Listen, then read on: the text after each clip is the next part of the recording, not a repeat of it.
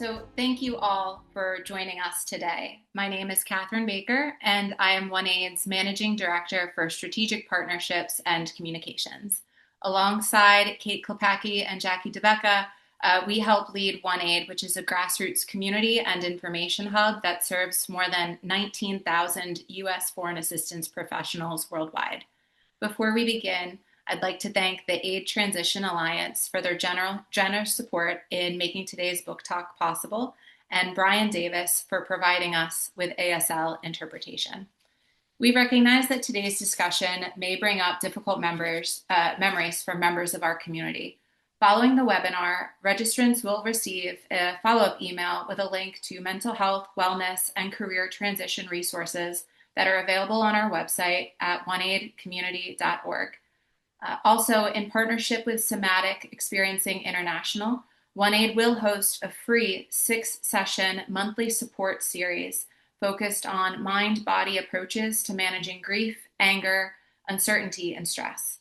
This series will begin on Monday, May 18th, and run through October, with registration details available on our website and in the follow-up email. Now it's my pleasure to introduce Ambassador Samantha Power, who will be our moderator for Service Remembered, Service Continued, a USAID book talk with our 3 USAID authors. A leading voice on foreign policy, human rights, and international development, Ambassador Power served as USAID Administrator under President Biden and as the 28th U.S. Permanent Representative to the United Nations during the Obama administration. She herself is also an award-winning author and journalist whose book, A Problem from Hell, America in the Age of Genocide, won both the Pulitzer Prize and the National Book Critics Circle Award in 2003. Her other notable works include the New York Times bestseller, Chasing the Flame, One Man's Fight to Save the World, and The Education of an Idealist, a memoir, which was a New York Times, Wall Street Journal, and USA Today bestseller, and named one of the best books of 2019 by numerous major outlets. Ambassador Power currently serves on the faculty of the Harvard Kennedy School and Harvard Law School. Ambassador Samantha Power will lead today's discussion with Keisha Effiam, Nicholas Enrich, and Jennifer Erie. We'll conclude with a Q&A featuring questions submitted during registration, as well as questions that you can ask during today's book talk using the Q&A function on Zoom. This webinar will be recorded and will be available on our website. Ambassador Power, thank you for joining us today. Over to you to introduce our authors. Thank you so much, Catherine, for having me and for convening everybody today. We have with us not only 3 incredible American public servants, but amazing, amazing writers and people who have really put pen to paper to capture not only the horror of what happened last year, but the meaning of the work that preceded it and that will go on in various forms. It's moving. I wish I could see the faces of everybody who's joining. I know we have about 500 people so far. To the degree that these are all USAID family members, these are people who have devoted their lives to the very stubborn belief that serving others is the most meaningful way to spend a life. I always said when I had the privilege of working at USAID that the people I met could have done many, many different things with their incredible talents, but they chose to improve the lives of people who were less fortunate. And I can only say that with time, that is going to be everybody's superpower, that your meaning comes from having that kind of impact, from being useful in that way. And already we're seeing countless USAIDers finding different ways to be useful, including by writing really, really powerful books that capture so much. I think that as you go through these books, and I hope you'll read all 3, excuse me, I find it amazing that people so quickly as well have found a way to transform their experiences of public service into literature, into memory, into witness. And you really, in the pages of these books, you see that USAID's story was never written in Excel budget sheets or in congressional appropriations packages. It was the human relationships, the classrooms, the clinics, the refugee camps, the farms, the villages, and each of our three featured panelists just did a splendid job bringing those to life. And I'm so grateful for that. It wasn't always easy reading. No more than this will be an easy hour together. But one of my favorite quotes, lines from an author comes from Auden, who wrote, "A real book is not one that we read, but one that reads us." And my hope is that these books get read near and far, and they each of them in different ways. They're very different books, very different perspectives, but will change the reader. And we see so much about the writers, who they were, who USAID has been, what we collectively, who had the privilege of working at USAID, valued, what we were willing to fight for, including at the bitter end. So the timing of the books also, I think, is really important. The USAID workers from all around the world, including our Foreign Service nationals, all of USAID was maligned, lied about terribly, brutally, cruelly, dumbly. And these books, are part of what has to be a society-wide effort to correct the record. Even that sounds too defensive, but just to tell the story of what USAID actually was. And the liars are not out there doing their thing, but the truth tellers, all of us need to fill the space.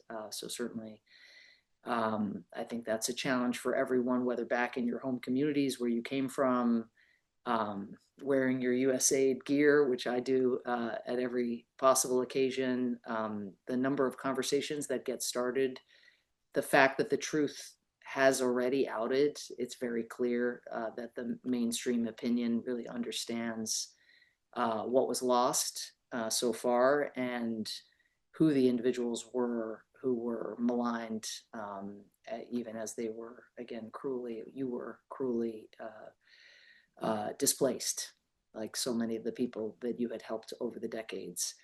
So this is part of the truth telling, these convenings. I hope maybe y'all who have gathered, can assign these books in book groups, book clubs. I've got a couple going now. My mother's just started a book club with one of these books, and I really recommend it. They're beautifully written. So who are our authors? Our authors are Keisha Effiam, who's joining us with spotty Wi-Fi from South Africa, but we hope we're going to have her in full. She is, like all three of our panelists, an international development leader. She's an author. She is now a CEO. She had 18 years of frontline experience at USAID. I had the privilege of swearing her in as mission director for Rwanda and Burundi, where her time was savagely truncated, but where she was doing an incredible job. She's now the CEO and co-founder of the Amara Advisory Group, based in Johannesburg, where she continues to advance sustainable development across the African continent. She is a proud graduate of Howard University, and she speaks at the intersection of leadership, legacy, and service. Her debut book is called "I Said My Piece with Peace: Inside USAID's Final Days, a Testament of Leadership When Everything Falls Apart."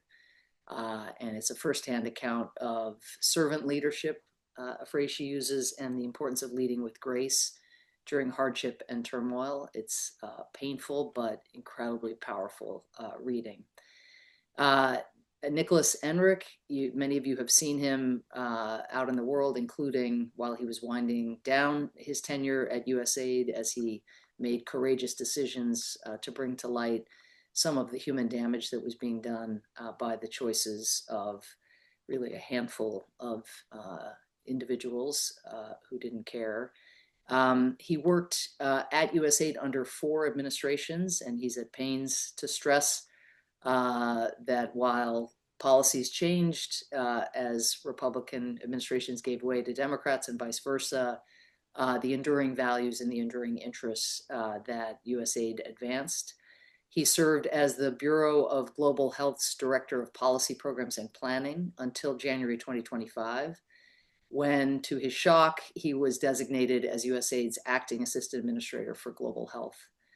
On March 2nd last year, he was placed on administrative leave for exposing the Trump administration's illegitimate and dangerous dismantling of USAID. His book, Into the Wood Chipper, a whistleblower's account of how the Trump administration shredded USAID, is a New York Times bestseller for good reason. It is a candid, gripping reflection on the personal and professional toll of navigating institutional upheaval, moral injury, and public service in the months leading up to his being placed on leave. It's really a suspenseful, somehow, even though you know the outcome, you manage, because of Nick's particular way of writing, to really feel like you're in the room when it happens, when the destruction is occurring, but also seeing the conviction of the individuals who tried to stop it and tried to blunt the worst consequences. And so really grateful, Nick, that you're with us too. Jennifer Erie, known as Fet Jen, is also a seasoned international development leader, former diplomat, storyteller, creative entrepreneur, whose global career spans more than 2 decades and who has been committed to equity, dignity, cross-cultural understanding. She most recently had been an FSO, a Foreign Service Officer at USAID for 15 years. She had assignments and senior leadership roles in global health, humanitarian, community development initiatives, South Sudan, Tanzania, Thailand, the Philippines, and South Africa. She writes about these experiences really powerfully in her book. She's a board member of the Museum of the Peace Corps Experience and managing editor of the Words, Beats, and Life Global Hip Hop Journal. Her book is called The World in My Bones, The Diplomat Queen's Maid, and it tells her story as a bridge builder across continents and creative spaces. And there's some overwhelmingly powerful scenes of her engagement with USAID's partners around the world, including tear-jerking scenes of young girls expressing their gratitude to USAID for the sliver of opportunity that they were given, that they then went to drive trucks through, seizing those opportunities, and extremely powerfully told. So, as somebody who only got to work at USAID for 3.5 years, but it's the best job I ever had, I know about the dedication, I know about the brilliance, I know about the rigor. I did not know we had such incredible writers in our midst. Let me just ask each of you, just as we start here, what brought you to USAID in the first place? What was it in your life story? We're going to get a little bio out, and then I'm going to ask you about the meaning in the work and a little bit about the end. But why don't we start? Jen, do we want to start with you about, you tell the story in your book, but how did you come to USAID given your background? Sure, thank you. And thank you so much for that great introduction. For me, coming to USAID was just part of the goals that I had in terms of public service and wanting to save the world, quote unquote. I had started out earlier on doing study abroad programs through my undergraduate at Syracuse. I went to Zimbabwe in the early 90s. And that experience really, changed the trajectory for me and made me fall in love with the motherland continent of Africa for me. And then later on, I went on to serve in the Peace Corps in South Africa. And there, that really just deepened my understanding of community resilience, inequality, and dignity. And it was there that I really had my real first hands-on work in development and realized that it wasn't just about abstract policy or anything of the like, that it was really just deeply human and wanting to help folks realize their own potential. And so I fell in love with the whole realm of international development from there. So whether it was about girls staying in school or mothers surviving childbirth, or communities affected by HIV/AIDS, I was all in. And so I had worked at some NGOs before USAID, and I just knew that I wanted to be on the other side of the table where I could influence policy, where I could help implement the programs and design how we would help communities around the world. So really coming to USAID, it was a natural for me after my education and on the ground experience, where I wanted to blend the intersection of development, public health, culture, etc. And coming also being born to Haitian immigrants, I just wanted to keep exploring the world and spreading good love and support to communities in need. Well, you did a Thank you. beautiful job weaving in your family story, your mother's story, your relationship Mm. with your loved ones. And I just will come, of course, to the effort to dismantle USAID, but what just a passage from Jen's book. At the about the end, I was not ready to stop working, to stop serving, or to start over. But here I am anyway, carrying a suitcase of memories, unfinished work, and the ache of endings I did not choose.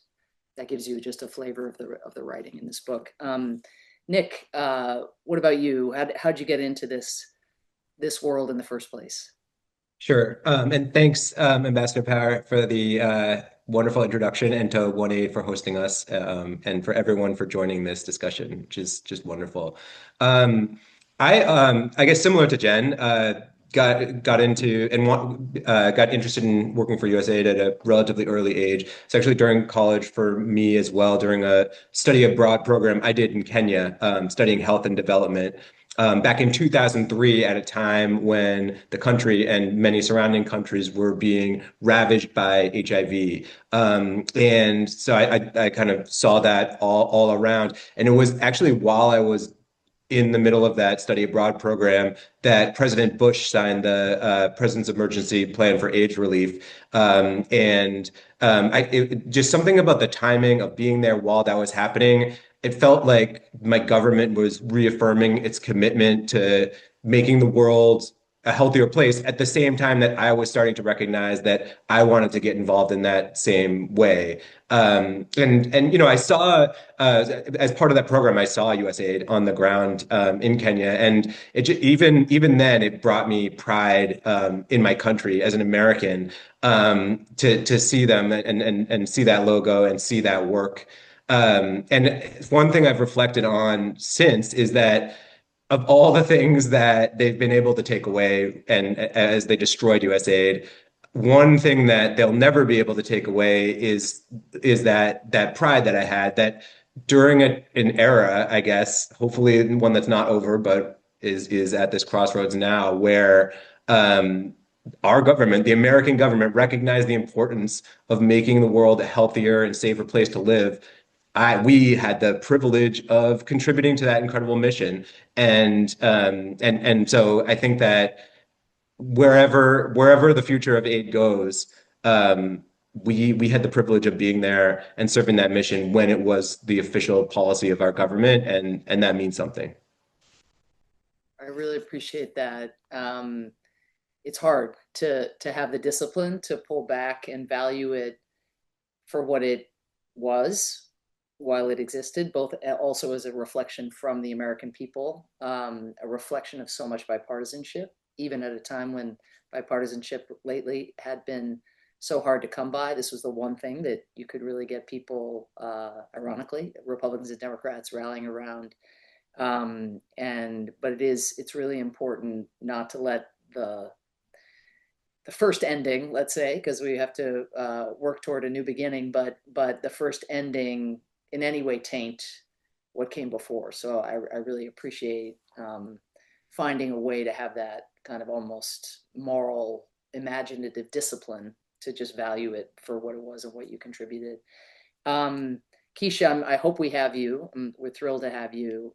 You did such a beautiful job in your more slender memoir, but you cram so much in. And I just quote again from you, you have a wonderful habit of using kind of recipes to describe, a dash of this, a pound of that. Unfortunately, what's going into the recipes around the destruction are like a cup of cowardice, a pound of willful blindness. But it's clever. I can't say it's amusing, but it's profound.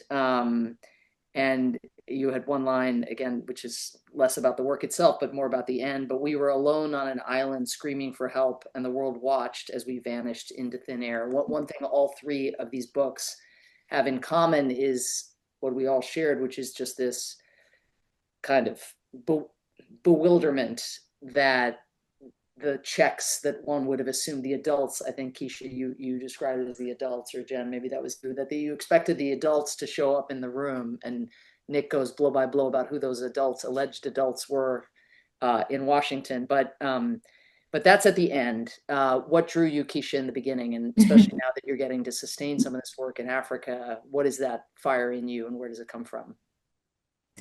So thank you so much for the generous introduction, and 1-8 again, thank you as well. Um, I'm a DC girl born and raised, and I'm a proud Howard University alumna. And if you remember from when you swore me in, it's something about bisons and bisonettes. It's a whole thing. So HU, you know. But the honest truth is I never dreamed of being a diplomat. I thought I was going to be a lawyer, and then I realized that wasn't my calling. But what I have been blessed with and what I've had all along is the gift of mentors, the gift of people who saw something in me that I didn't see in myself. So my path to USA came through one of those mentors. Her name is Sheila Bumpus. I was working at the Department of Justice at the time as a contracting officer, the U.S. Attorney's Office, and Sheila was leaving for the Nuclear Regulatory Commission. But before she was leaving, she realized that I had outgrown actually the Department of Justice because we were doing simplified acquisition procedures. So she said, "Hey, I want you to meet someone, and can you come for dinner?" So I did. I went for dinner, and I didn't realize that that was an interview for USAID. And at the time, contracting officers, this was back in 2007, their USAID had direct hiring authority if there was a class that didn't have enough people in it. So I did the interview. I came on board 2 weeks after, and then I was a contracting officer for USAID Global Health. But I would say 18 years and 6 overseas assignments, them becoming one of only 8 African American women to simultaneously hold the title of mission director, traces back to women and men who saw what I couldn't see and decided to open up a door for me. So I owe so much to Sheila. I owe so much to the people who really gathered themselves around me, and to every mentor who's ever taken a chance on me. And when I think about what I'm doing now, the inheritance is that I'm trying to pay that forward. When I joined, I knew this was the agency that I wanted to retire from. Absolutely not in this manner. But when I talk about USAID, I'm always talking about the people who made this possible for me. That's great. Well, I found very powerful in your book, Keisha, just a small and fairly simple anecdote, but where you were describing as mission director in Rwanda, trying to advocate on behalf of the Foreign Service nationals, the Rwandese, who had gotten, I think they're somehow their parking, they were sort of relegated to some second class parking opportunities, and it was like a big thing. And I think you have a line in the book that something like, this wasn't about parking, it was about dignity. But being that leader then, who had been mentored, who had people advocate for you, that sense of responsibility that you brought to pay it forward, and to advocate. And as we know, our Foreign Service nationals just did the most incredible job across nations and generations, many working for USAID for 30, 40 years. And I think the majority of them were cut loose without, I mean, it's true of contractors around the world, Americans as well, but just imagining them out there. And I was grateful in your book to see them, their story told as well, because sometimes on this side of the ocean, given the hell that was inflicted on our American contractors, civil servants, and foreign service officers, that can go forgotten. So thank you for that, for paying it forward. What was the experience like? I'll start with you, Keisha, and then work our way back, of putting it all on the page. And each of you clearly had written in your lives, or you wouldn't have been able to pull off these books, which read as if you were, published many books before. But what, like, as you dealt with the trauma of a murder, which was the murder of the agency and the murder of livelihoods and so forth, and the killing of many, many people, what was the process of putting pen to paper like for you in writing this book, and why did you choose to go in that direction? Yeah, thank you. what was done to USAID is actually really hard to put into words. It's not that it just happened. It was the way it was done, and it was at the speed with so much human cost, um, so much disregard for the people inside the building, for the millions of lives out there, and for 5 months, because I calculated from the day we received our rift to the day we had to get out of country, 5 months. I felt like I was in a 12-round fight. And that's exactly how long it took for them to dismantle us. So I kept coming back to this single image, and it was one of watching the lights go out.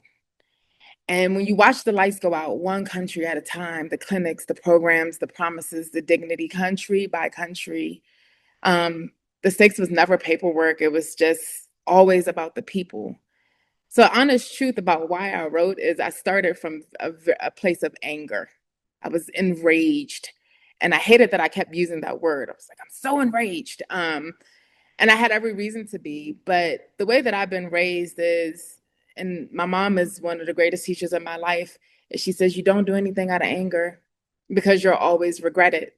So it wasn't saying deny what I felt, but it was basically saying hand it to the pen. And I never considered myself a really good writer. Actually, my principal, my sixth, who was at my swearing in, she actually bought 10 copies and sent me a picture. It was hysterical. I loved it. But she thought that I was a very good writer. And so I said, you know what? I have to write this manuscript down. I had to find my way back to peace. I had to remember that peace has to write this book because I didn't want resentment to sit in. So I picked it up. I wrote for three reasons. I wrote because the story needed to be told. It chose me. I wrote for my team and for everyone who had been calling the things we did that, who lied. I wanted to put truth to it. And I wrote for me because grief without language can eat you alive. So I had to find the Keisha that walked into that mission, that stood up for her FSNs, that stood up for herself in order to know the person who was going to be walking out of that building eventually. So that's really well put. Jen, you have a line that is so powerful that I just have to find because I have to do you justice here. This book is the moment I stopped hiding the limp. Tell us a little bit about you and your writing story and what you mean by that, the limp that you were carrying before you put the pen to page. Yeah, no, thanks for that question. The limp also, it refers to the title, The World in My Bones. So there's a lot about me and these bones of mine. And unfortunately, I was walking around in pain with a physical limp for a long time, in across several of my countries. And I eventually had to get a hip replacement, and I got that done in South Africa, which was a great experience. I was happy to be there at the time for that. But just, I go through the book and write about not only that pain in my physical bones, but the pain of the heart. And especially during the time last year when everything was unraveled with USAID, like so unexpectedly. It felt so surreal. And then for me, unfortunately, as you know from reading the book, it was a double whammy for me because the same week that we got our RIF notices, my mom unfortunately passed away to dementia. So it was just really disorienting for me at the time. I was traumatic and I was in so much grief and also anger, like Keisha said. I was pissed off. I was like, "Are you kidding me?" I was like, "I'm in Thailand. Like, we're doing such great things. How could you just stop things right here, right now, in the middle?" And it was just so disrespectful to our partners as well. And so I just felt so embarrassed and terrible about the way things ended. And so yeah, so I was a little bit bitter and upset, but I found writing for me became part of my therapy, honestly. Like I needed to put the pen to paper to get it out, to get it off my chest. I, in the past, have written poetry and I still do. So a bit of it for me was to just dig back also into my creative side. I was also an actress back in the day in high school. And so having the time on my hands and being placed on administrative leave, I was like, you know what? Let me put this into some positive realm where it could help me and then also eventually help others, that I could document what really went down. So, part of my book is about my childhood and growing up, but then the other half is about all the great programming we did in various countries. I go in, like you said, I talk about my dreams girls. I love them so much in South Sudan and Tanzania, wherever I was, Lesotho. So yeah, so writing was part therapy, part wanting to get it out there and set the record straight, and to combat the negatives that were being out there, calling us the radical lunatics and what have you. I was like, no, no, this is not going to be our story. That we have to put our own words out there and claim our stories and bring power to the paper, before others say it like it was where it wasn't like that. Well, it's beautifully done, and I really appreciated that the balance of the book is about the work. Actually, just telling that story, putting because that is the best rebuttal to the lies and the defamation, and it makes the end even more powerful, because you see what is hanging in the balance with such rich detail beforehand. Nick, what about you? You, I gather, have a brother who's a reporter, like a who writes on Deadline. You, all three of you turned these books around. It took me like 3 years to write a memoir, and I thought I was a writer. But Nick, you turned this around. What was that about for you? I mean, I guess maybe we should start with you with the decision to put the documents out in the world, because it was, I suppose, that was the decision. That by the documents, I mean the evidence of what the costs of the cuts would be in global health. Maybe take us through that decision, and then, well, that was already a choice to go public. What work did the book do in your mind to take that story forward? Sure. Yeah, I guess I can start. So this is late February 2025, and um, things were completely falling apart, as we all know. And at some point, I hit a breaking point where it was clear to me that I was not going to be able to save our programs from within USAID.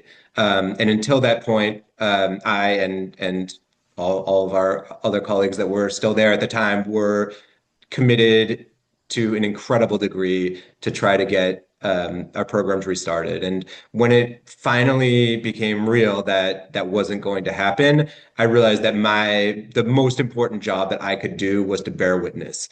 And so myself and several team members prepared a series of memos documenting how we had been prevented at every step of the way from restarting our life-saving programs, how they had slashed our staff, and how and what the impacts were likely to be from those horrendous and ill-informed decisions.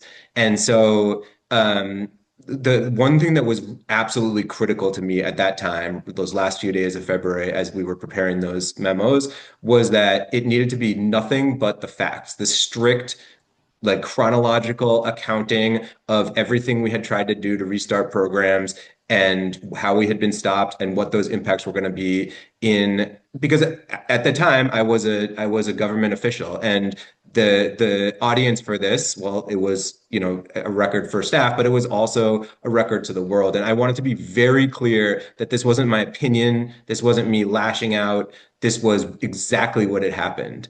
And so that's what I tried to do.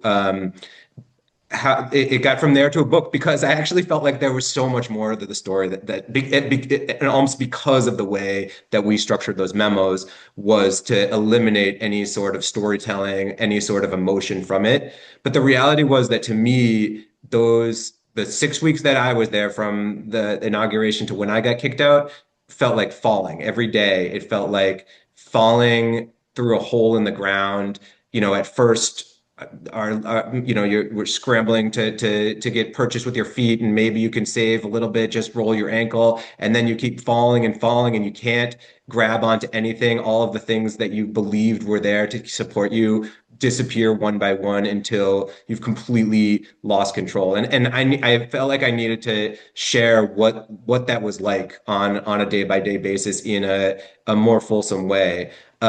which is why I expanded into a book. The other thing that I really was critical to me, and by the way, I 100% echo what both Keisha and Jen said about it, anger being a critical part of the driving force behind wanting to make this story get out there. But for me, it was about setting that record. And it's still about accountability for the people who made these decisions, the people who ignored and got rid of the experts who, had dedicated their careers to preventing this. And it was really important that it still today is really important. Those people, a lot of them are still in high level government positions, and I believe they need to be held accountable for what they've done. So that was another driving force for me as I wrote.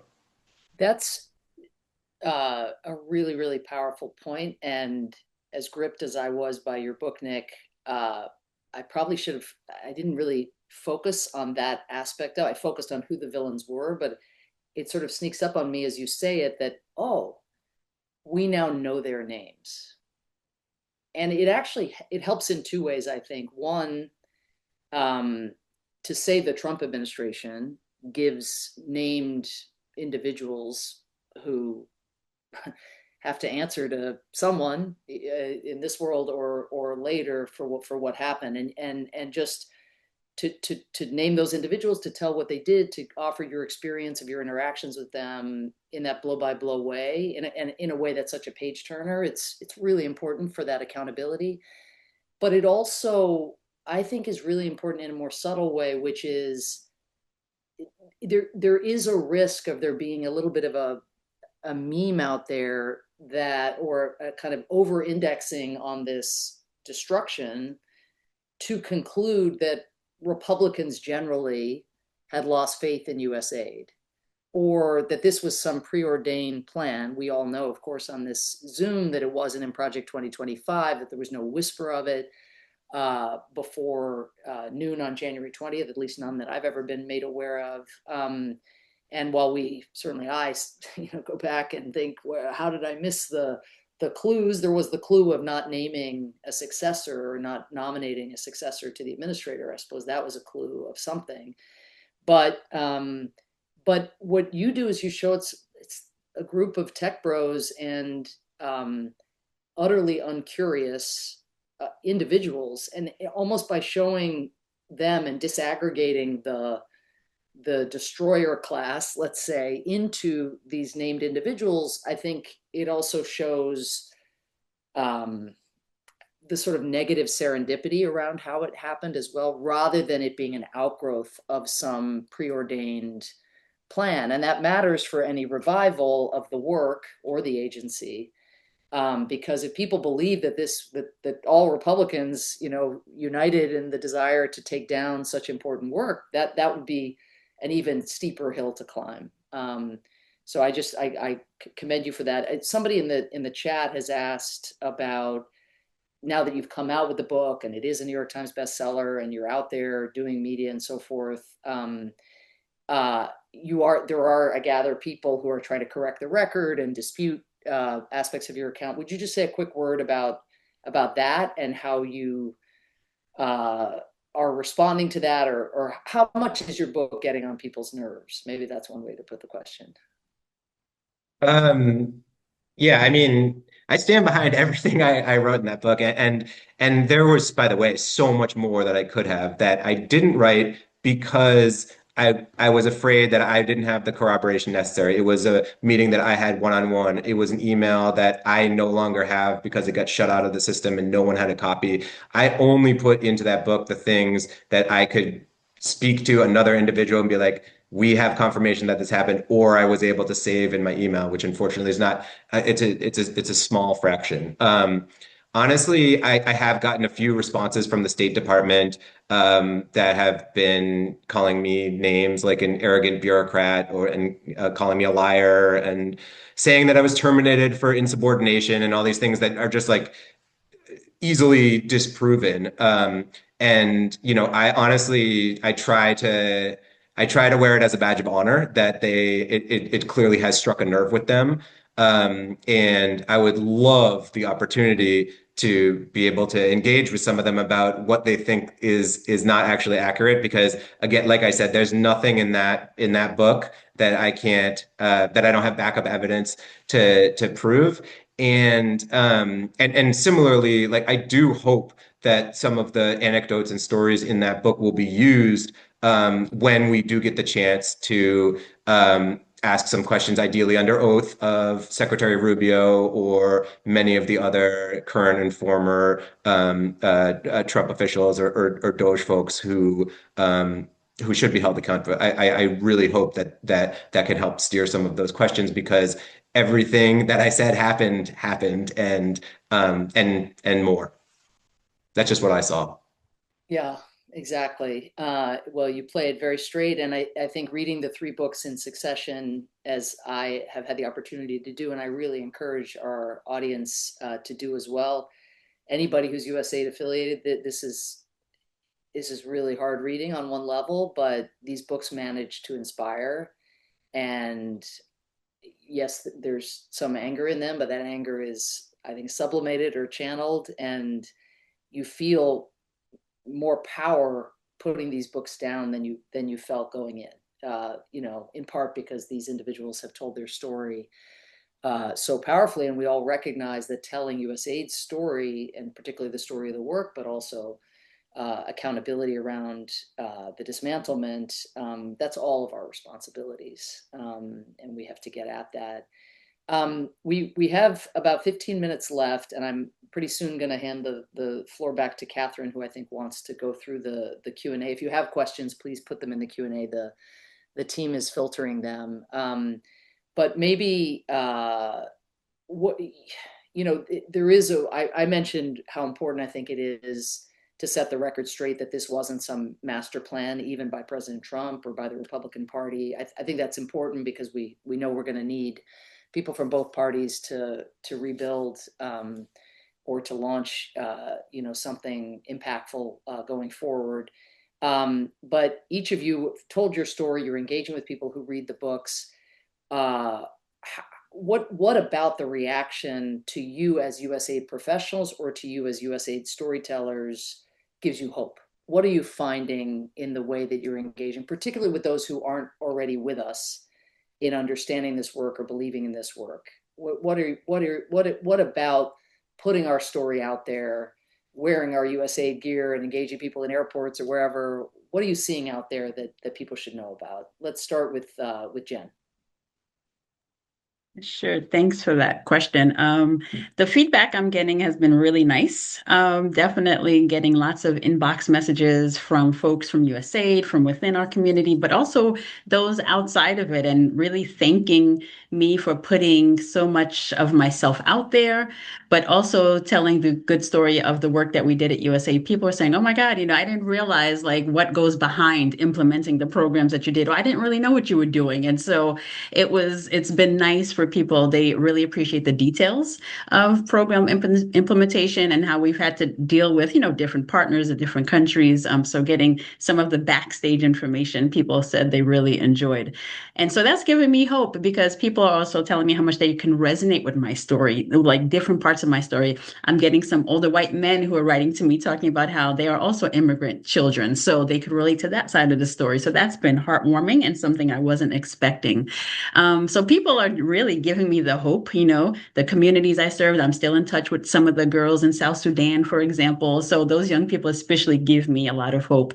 And I've seen, throughout, like you said, I was in South Sudan, I was in some of the hardest places in the world, but still those folks are thriving and they're making do with what they have. So if they can do it, I know I can do it too. And so that keeps me really going. And those health workers who continue to show up even without the resources when the commodities run out, what have you. And then I got a chance to work with artists in different countries that I worked in, and those, the creative mind and how it's innovative and just seeing seeing ordinary citizens create the beauty and the possibility is something that just keeps me going. So even recently, during these periods of uncertainty and loss, witnessing the tremendous solidarity amongst our community, One Aid and others bringing us together. And I'm looking forward to speaking to more students and being more engaged with those like creative minds to think about what the future will look like. Because like you said, we will have to rebuild, and it won't look like it was before. But I think, that there's going to be a lot of creativity and innovation that comes that makes it foreign assistance and those kind of institutions much better for the communities that we still need to serve. That's great, Jen. Keisha, what about you? What are you finding putting this out there, or just living a post USAID life out in the world? You're still living in Africa. You chose not to come back, kind of Yep. understandably, in light of what your country had done. Ask not what your country has done to you. Might be a new way of putting it. So you stayed in Africa. What is wearing the USAID identity, telling this story? What are you finding that gives you hope? So I would combine it. I have hope and I have some peace, right? My book is entitled I Said My Piece with Peace. And it's not the absence of pain, it's just the discipline of refusing to let that pain have the last word. So I refuse to let the people who broke this institution also break my voice. And what I have found is that having hope and having my faith, there's so much more that needs to be done. I want to be clear that it's really about being unmuted and using my voice to share the story. It was interesting. There was a comment on LinkedIn that called us grifters, and I had to make a decision on whether or not I wanted to respond to those that still have negative things to say. And in my book, I had to remember you can't please everyone. Everyone is going to have an opinion, but what you will not do is silence me. So I will continue to talk about servant leadership. I will continue to talk about things that we need to do. I'm grateful for community. One thing that USAID has always been strong with is community. Look at us now, the agency, the building itself has demolished, but the people have not. We are scattered everywhere. We're scattered everywhere. We're making impacts. And so my my resolve is to continue. I don't have time to stop. I have no time to do that. And I want to continue to write, and I want to continue to be impactful. I want to continue to build my business and see what happens next. USAID is gone for now, is what I say, and then see what the future holds for us. Thank you so much, Keisha. Don't let the pain have the last word. Really, words to live by in a whole host of domains. Nick, what about you? You're out and about. It seems like a lot of media interest here in the U.S. Any surprises in what you're finding when you tour this book, or when you again wear your USAID identity on your sleeve? Yeah, I would say my fear for writing this book, maybe I'm putting it wrong, but I was not surprised that there would be interest among the USAID community in this book, but I was very heartened to find that the story has really resonated far beyond just the very large and vocal group of USAID and its contractors and its community throughout the world, and has caught interest in like the broader public, which again is really surprising to me considering where we were, over a year ago when not everybody knew what USAID was. And it's not, that same feeling also really surprised me when I sent those memos and was put on administrative leave. I thought that this was, people, there are former colleagues at USAID who would be very grateful to have this documentation.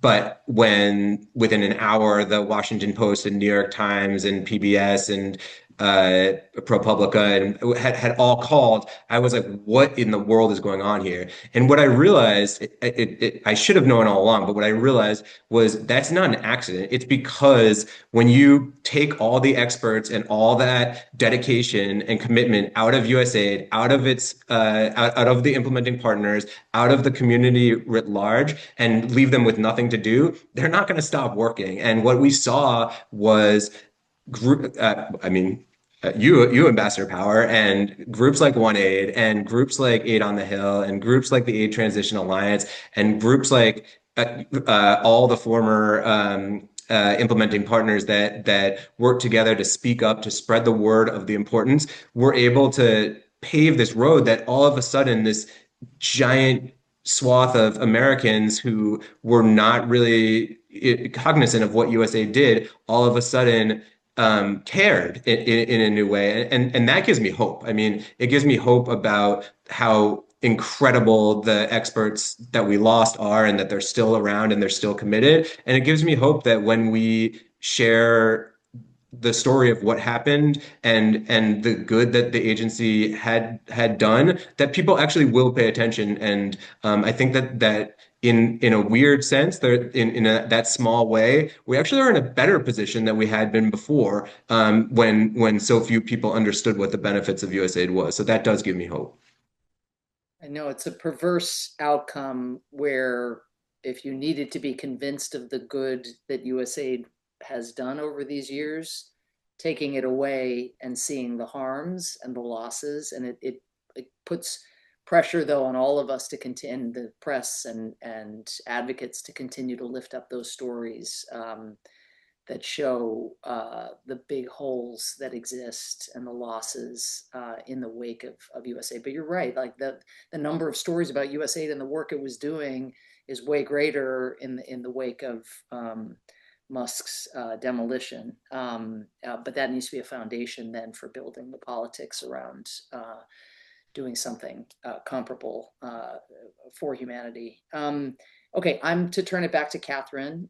So Catherine, I think you might want to bring us home with a couple questions, and then I'll wrap at the end. Yes, thank you so much to our authors, and thank you, Ambassador Power, and thanks to those that are submitting questions. We are writing furiously and are going to try to get to as many as possible. There was one question, and forgive me for paraphrasing a bit just for the sake of time, but one participant was really identifying with what our authors were saying and saying it mirrored their own experience that they had closing down a USAID mission in Central America, and said that they believe many people, including themselves, are having difficulty moving on, in part because of the trauma, as well as the scarcity of vocations that bring the same satisfaction as the USAID career, which I think many of us can empathize with. How have our three authors been able to overcome these challenges? And what recommendations do you have to those who are still struggling? I can take a stab at it. I think it's so important to name what you're feeling. Don't skim past it. You're allowed to grieve and still move forward. You're allowed to be angry and still be at peace. You're allowed to be in the middle of your story and still choose how it's going to end. I just say don't sit in it where it hardens you and you can't move forward. You use your voice. Know that you matter, know that you're more than a title, nor know that you're more than the career that we had at USAID. We are built strong. And use your community, use the community around you. Reach out to me too if you need any support. Every day is a different struggle, but let me not say but because it negates it. Every day is a different struggle, and acknowledge your feelings and give yourself grace. We're going to get through it. Maybe I'll just add that, and just speaking for myself, I completely agree with those feelings. And I haven't, maybe, I don't want to give the wrong impression. I haven't moved past that. I'm still angry. I actually thought that writing would be cathartic, and it was. But because it came from a place of anger, like I said, but that anger is still very, very, very much still with me. And I believe that my career with USAID was, I was in the right place for me. I think I was able to contribute the most. and achieve the most impact than probably any other job I'm ever going to have. And that is like a hole in my heart. And I don't think it's going away. And so I do think it's important to recognize that. Well, again, I won't speak for the other authors, but I've written this book, and I'm still right there with you that it did not solve that problem. Yeah, I will add, I think I'm beyond the anger at this point, and the book, like I said, was definitely part therapy for me. And I just found that leaning into my family and leaning into your support system, like that circle that really loves you, let them love on you. I was able to come back home and, be with my big sister and catch up with the cousins, having babies and all that.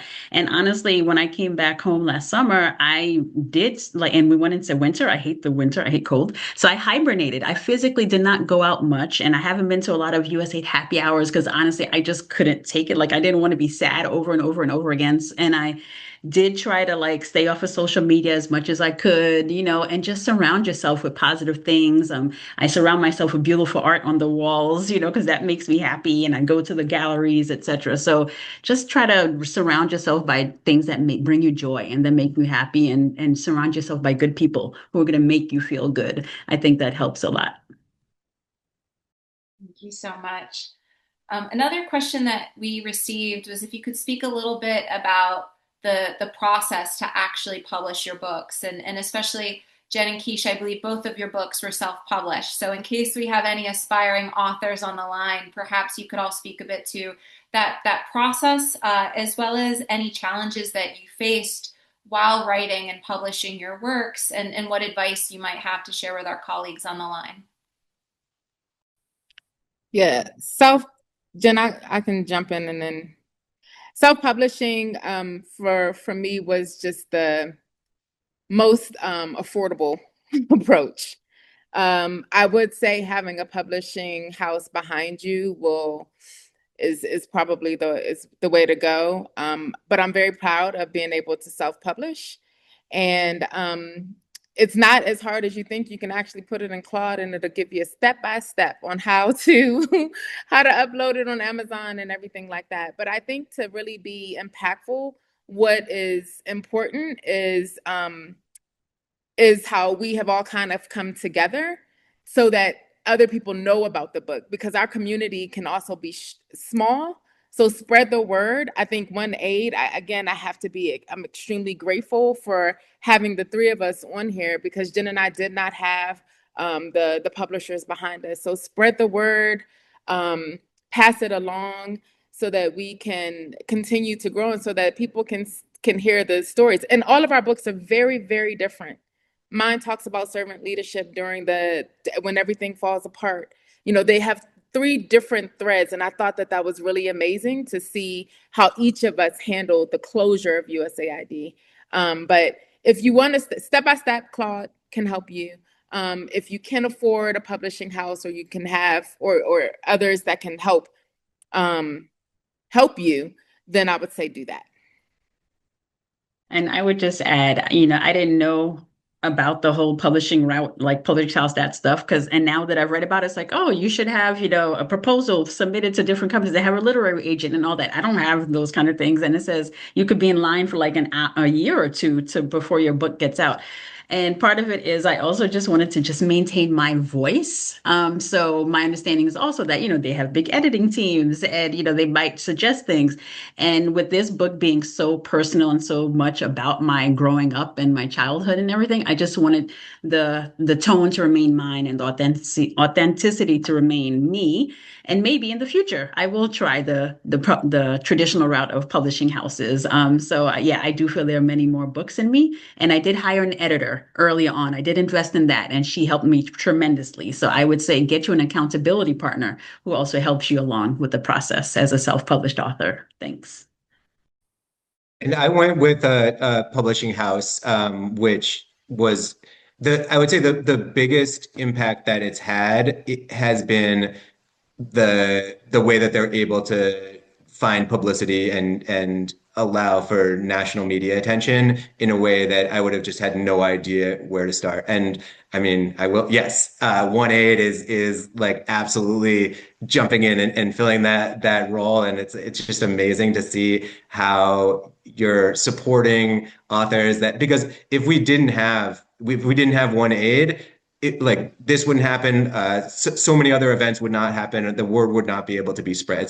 But for me, that was absolutely a major advantage. I think the other advantage that I felt like I had was, you know, they paid me severance for about 8 months 10 months after I stopped working between being on administrative leave and then the severance that they paid me. And that being paid to do nothing gave me the space that I needed to write that work when otherwise I would have been having to find another way to, put food on the table. And I know that so many contractors, so many FSN, so many other hiring categories. I think I won't name them all because I don't know all the details, but so many did not get that opportunity and are like, okay, great, I'd love to write a book and we need to hear your stories. But at the same time, people need jobs and I dedicated all of my time to doing this and I didn't need another job at the time. But I won't get into the details, but I will say that anyone who's thinking about going the publishing route, please reach out to me and either on LinkedIn or nenrich@gmail.com. And I would be happy to talk to you about what my process was and any tips I may have picked up along the way. Amazing. Thank you three for that advice. And I think thanks, Nick, for your shout out. I think it's just we have a tremendous community here of former USAiders that is so dedicated to lifting each other up. So I'd love to hear that today. I think we're over time, but I think we can ask maybe two more questions if our illustrious panel has the time in their schedule, and I'll consolidate them a bit. But we did get a couple questions for our authors about what would you say to young professionals looking to get into this line of work. Ambassador Power just spoke at my alma mater, American University, this weekend with some of her own advice. I'm sure it's at the forefront of many of our minds as we look toward the next generation of professionals, as many of us also still struggle to get back to this work. But if you have any advice that you'd like to share for aspiring international development professionals, would love to hear your thoughts. I'm happy to start on that one because my book is actually dedicated to people who have committed their careers to public service because we need them. I came into the federal government through the Presidential Management Fellows Program, which is a great recruiting tool to get excited new professionals to consider working in the government. When that program was destroyed in the beginning of 2025, that like was a particularly sad moment because it's like never before have we recognized how much we're going to need public servants to choose to work in government than after what just happened with the hollowing out of the expertise of our government being replaced by the uninformed and unqualified. And so we need to find new ways to get people back into public service. And there's so much work to do. So I hope that people are not discouraged. I can see why they would be, but we need them, and we need to find a way to continue to bring talent into government and into public service. And I hope we'll be able to do that. Yeah, and I can jump in there. Also being an University alumni, where we have one of the best public service schools in the world. And I've been telling students when I've been doing these guest lectures and talking to different groups that public service still matters, right? Because people matter. That's what it's all about. That institutions might change, the funding landscapes might shift, and the political winds, as we know, always evolve. But the underlying need for like principled, compassionate people to serve communities, people who are committed to improving lives will never disappear, and I tell young people that public service doesn't have to look any one specific way, right? Yes, we were USAID Foreign Service officers or civil servants, and that agency is now away, but there are other agencies, there are other government ways to contribute. We have nonprofits, right? We have storytellers like ourselves through writing and authorship. There's entrepreneurship, education, the arts. So there's so many different ways that they can contribute. So I'm trying to now spread that word about, the different pathways that students can take and future public servants. We need people who are technically skilled still, but we also need people who are empathetic, who are culturally sensitive and grounded, imaginative and courageous, right? We need to make sure our voices are heard loudly and boldly. And I know that and I tell them, this moment definitely feels uncertain for all of us still, but uncertainty is where like the innovation and imagination comes through and where beautiful things can be grown from there. So that's the kind of messaging I leave with students and others who are uncertain about public service at this time. And I think the last thing that I will add is don't confuse the vehicle. USAID was a vehicle. The work itself is older than this agency, so it's going to outlast the agency. So if you have a calling for international development, then I would say don't let this moment scare you out of that calling. Similar to what Nick said, feeding people, healing people, educating people, standing with the people like that. If that is your calling, do it. Find your mentors, look for those people. And then I just think this vehicle may change again, but your calling will not. So this moment is a moment in history. Don't, it's not one to be ignored, but you are to continue doing what you're called to do. So don't give up. Don't let this moment scare you. Don't be afraid of being afraid, and make sure that you continue. Find your mentors. Thank you so much. One final question that I'm going to combine. We got a lot of comments about how many people feel their own experiences have been validated reading your books. But we want to end this book talk on an inspirational, action-oriented note. So, what actions do you hope may be inspired by your stories? How can members of our community either help elevate your own stories or also look toward telling their own stories? We did receive comments about how, unfortunately, many Americans were not aware of what USAID was and how critical it was to American foreign policy prior to this past year. So how do we as a community support in elevating these stories and hopefully helping inform Americans about why this work is so critical, and speaking to how it can return maybe even better than before?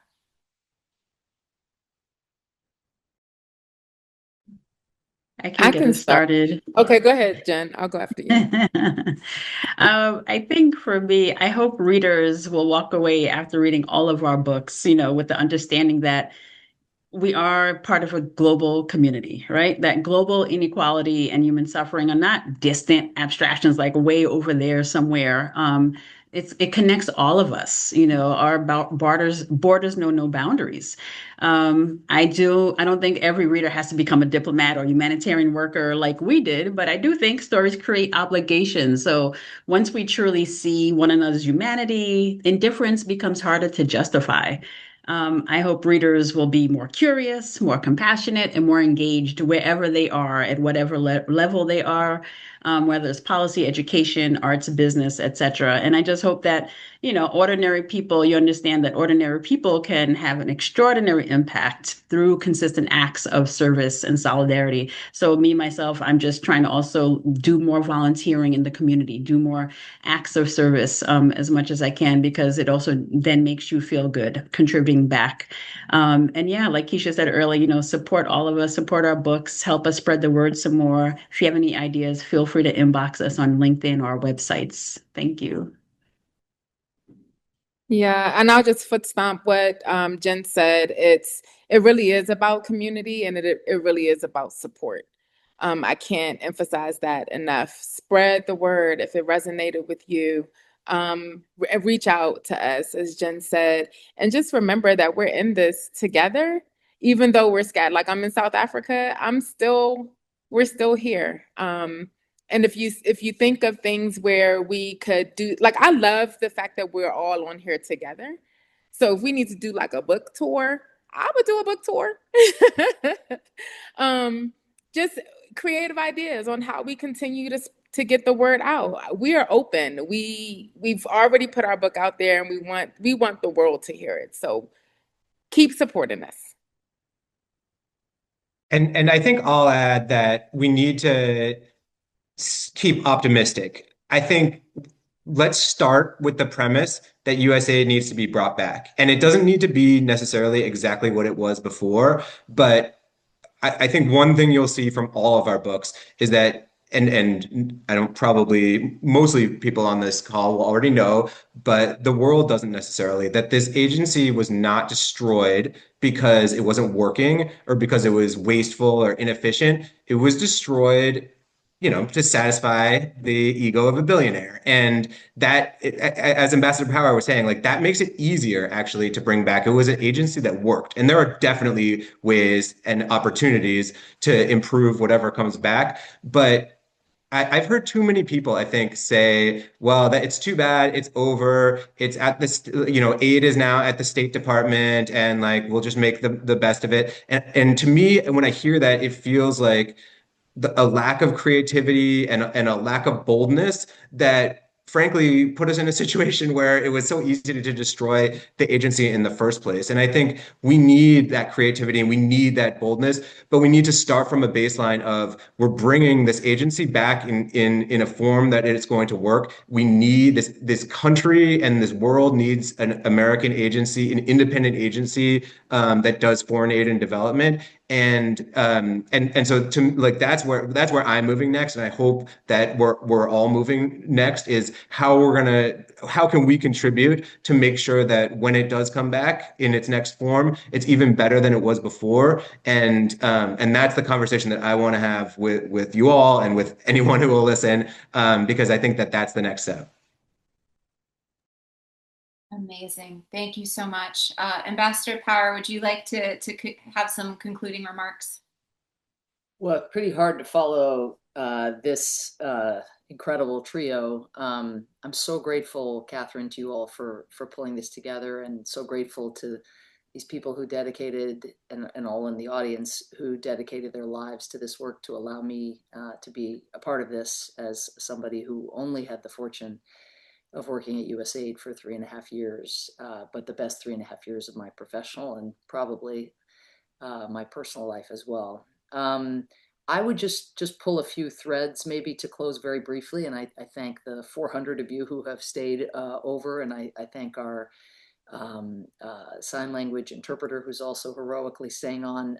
So we'll wrap up here in a second, but I would just underscore the importance for all of us to bear witness, whether we are writers or tweeters or poets or people who just again wear a USA T-shirt and strike up a conversation. All of us can bear witness. All of us can share stories. I was struck in the Q&A, a couple of IP implementing partners were said kind of, what about us? Like, what about our stories? How do we get our stories out? So important. The USAID family was far bigger even than the thousands of people who worked for the agency as such. It's the implementing partners. It's, of course, the beneficiaries out there in the world. Telling the story as well of our Foreign Service nationals who may have fewer routes to putting books out there in the world or telling their stories. I thought that, as I mentioned, was very important in Keisha's story. Someone in the Q&A, or maybe more than one, talked about going to universities and how surprised people are to learn of what was taken away and how much it was doing. There are a lot of universities and high schools and places in this country, and to the degree that any of us have bandwidth that we didn't want to have, that's an opportunity, to cold call, to reach out and say, would you be interested in hearing about this way of being in the world? And again, it can be about USA, but it can also just be about a way of being in the world and that kind of work. So the first thing is the importance of bearing witness. The second, I think we've had a little bit of a cool back and forth in the discussion about the unity and the solidarity that comes with being together. I think I feel that energy powerfully today. I also take Jen's point that sometimes being with a lot of people who have the same hole in their heart can be a little bit hard. But with time, I think that's there's not only safety in numbers, but there's power. And someone in the Q&A referred to our quote now scattered USAID communities. And with the technologies that we have that ruin everything, we might as well take advantage of them and use them to thicken the community and to make us feel, I think, less scattered, while also, of course, relying on family and others to deal with those holes in the heart. There were a lot of questions, and I know you deal with them in your lives about how we rebuild. I absolutely love Keisha's point, which is, I think the way she put it was, don't confuse the vehicle with the calling. But I also very much agree with Nick, like, let's go in and have the confidence of knowing that they should be on the defensive, the destroyers, not the people who did this great work over these years, and to go in with ambition, not negotiating with ourselves, go in seeking to reconstitute an independent foreign assistance agency, and then take advantage of the fact that many of us would have loved to change things that Congress wouldn't let us to change. Maybe this is an opportunity to have a ground zero conversation that we should have been having all along. But in the spirit of then the rebuild, and just to state the obvious, politics matter, elections matter. The calling that so many have that has caused you all to sacrifice so much in the spirit of service, channeling some of that energy as well to politics, because we learned that we need leaders who will defend this work, throw their bodies in the track. It's going to take creative lawyering and creative appropriating to get things back on track that have fallen away. And to think that this work can live apolitically is not realistic in a country where we need both parties to congeal around a new vision. And so telling these stories, correcting the facts, all of this work serves this fundamentally political agenda, which lives alongside the development, humanitarian, and moral agenda that animates all of you. I was struck by some of the things that need correcting in the public imagination. People need to know that USAID was predicated on a graduation strategy, and they need to know the impacts. They need to know, I think someone in the chat talked about the oversight, the vigilance, the integrity of the work. So there's a lot of forms of correction and fact sharing, truth telling that need to be a part of our politics and our constituency building and our constituency informing. So keeping all of that in mind. And then the very last thing I'd say on time for our interpreter, thank you, is that it's where I started really, which is it's not a liability to care. It feels like it because it hurts so badly. It's been so terrible for so many. The hole in the heart metaphor really resonates for me. And I didn't even get to work at USAID for 20, 30 years like so many, or with USAID out in the field. But to think that that hole is a liability, it is not. The hole in your heart comes from what is your superpower, which is that you care. And whether a new independent foreign assistance agency is reconstituted or not, as the speakers I think have shared beautifully, there are a million ways to serve. There are a million ways to answer that calling. And each of your effort to do so will look different. The paths are not paved in the way that they were, which is a travesty. But you are already blazing your own trails. And I think to recognize that even though it hurts because it is so powerful, and acting on that impulse and continuing to put yourself out there, that is what changes the world. Nothing else ever has. So with that, thank you so much for having me. Thank you so much, Ambassador Power. I couldn't have said it better myself. Thank you to our authors, Keisha F. Young, Nicholas Enrich, and Jennifer Erie, and of course, our amazing ASL interpreter, Brian Davis. Though each book is unique, as you can see, they all reflect a deep commitment to public service, international partnership, and the worldwide importance and impact of foreign assistance. We hope that today's conversation has reminded you that your service and your experiences matter, and that it inspires you to continue sharing your own USAID stories within your communities. As a reminder, we will be sharing a follow-up email that will include links to additional resources, as well as information about the upcoming support series that's offered free of charge that will begin 1 week from today. And I also wanted to make a plug for the USAID groups. We cover 47 states, Asia, Africa, MENA, Latin America, and the Caribbean. So you can find a community no matter where you're based. These are vetted signal groups. You can see our website for more information. And thank you all once again for joining. Service remembered, service continued. We hope you enjoyed the conversation. Take care.